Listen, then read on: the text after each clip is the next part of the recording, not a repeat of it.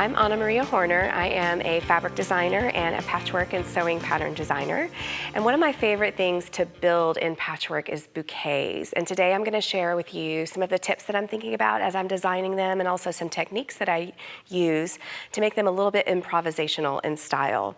One of the first bouquets that I ever built in patchwork is this little design that I call mod corsage. And this one I really planned out, and obviously I used lots of floral fabrics, and the very center design of the flower really helps show that that flower is a flower to the viewer. But it is really broken down into three main components, and that is the background, which is very tonal, even though there's lots of patchwork and seaming for interest. It's quite tonal and pale. And then I chose some obvious leaf and stem colors, and then some obvious flower heads. And some of those are just improv patchwork, some are little 9 patches. And even for some little thorny leaves, I chose to do just little half square triangles. So there's a whole lot, in addition to a few components of applique, that you can use from just traditional patchwork blocks that really kind of propel those floral elements together. So this design was really special and I really enjoyed doing it, but I planned it a whole lot and decided to try it a little bit more large scale and improvisational. And so I did this other quilt that includes lots of vintage fabrics as well as some of my yarn dyed fabrics.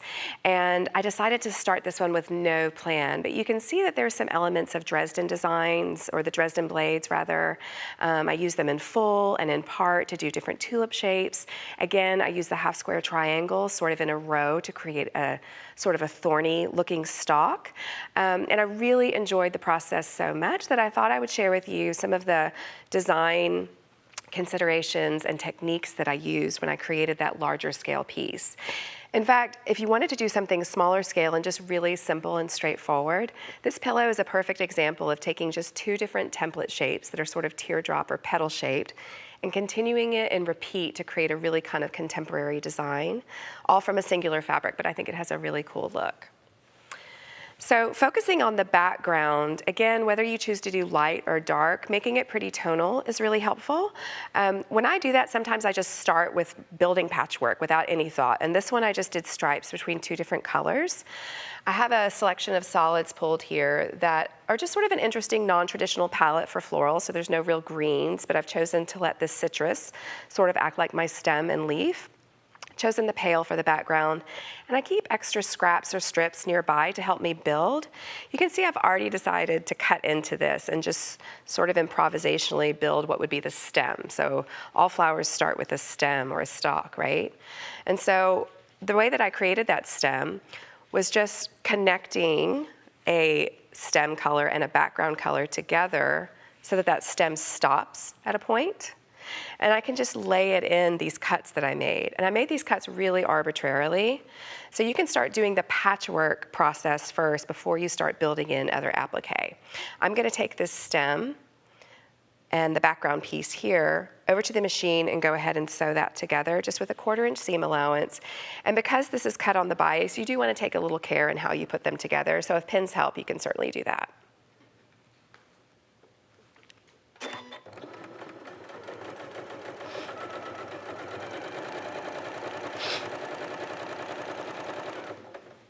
And you want to take care that all your seams that you've already pressed are staying in place as you press them.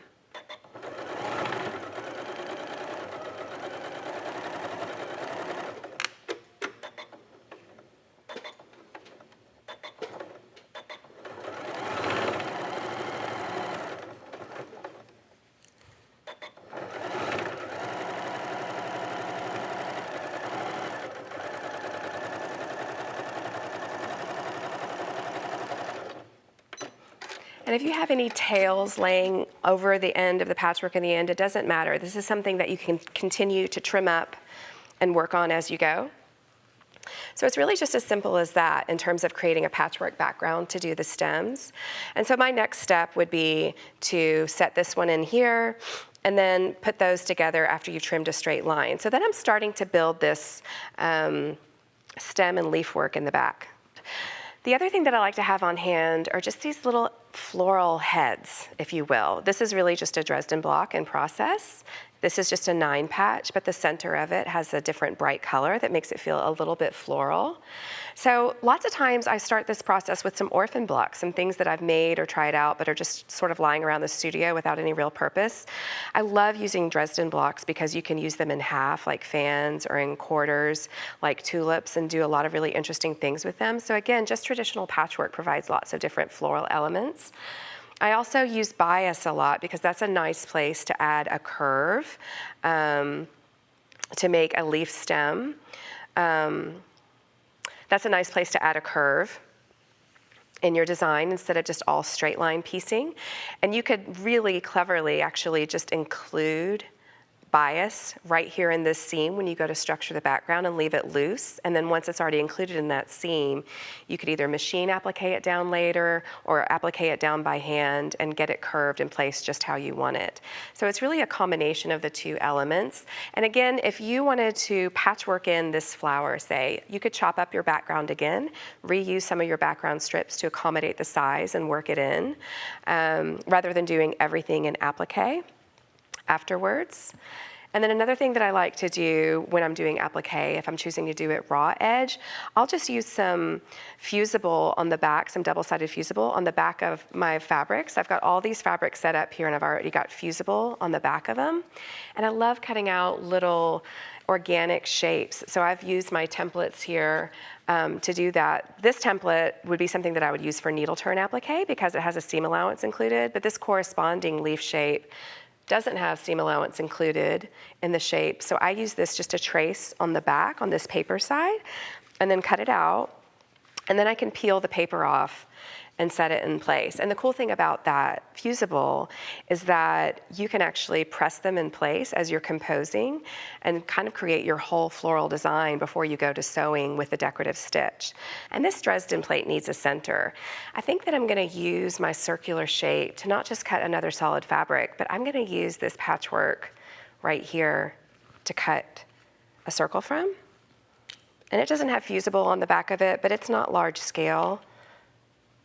So I actually think that just tracing it here and cutting it out, and then using a decorative stitch on the machine to put it on the center of that Dresden will be really cool. There's no reason that you only have to use your printed fabrics or your solid fabrics as your stash. You can use your patchwork as your stash as well.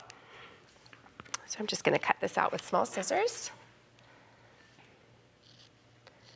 And using a decorative stitch that's got several needle positions across it, in other words, it's kind of wide, it's going to help to secure these seams that I'm cutting through right now. But if you wanted to put fusible on the back, like I have these solid fabrics here, before you even start cutting, that would definitely help secure the seams as well. But this is improv, baby, so I'm going for it.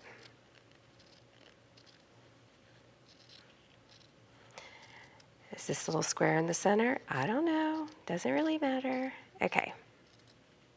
I love how that looks. That's really cool. All right, so let's just take this to the machine and do a little decorative stitch to get it in place.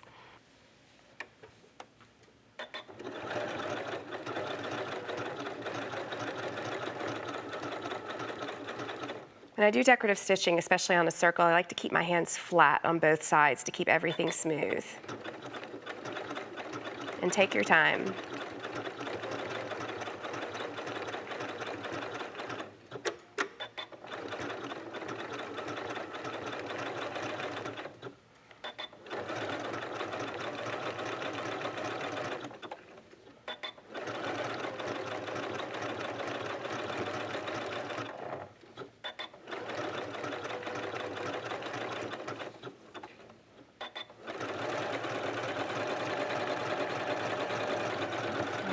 We are getting there.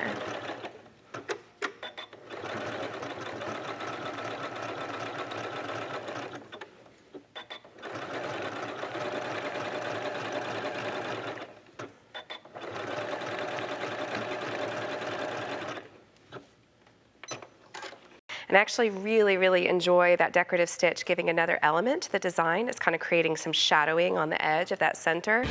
So be sure to look at everything that you got in your studio, even mid-progress works, as something that you can play with to build a beautiful floral applique quilt.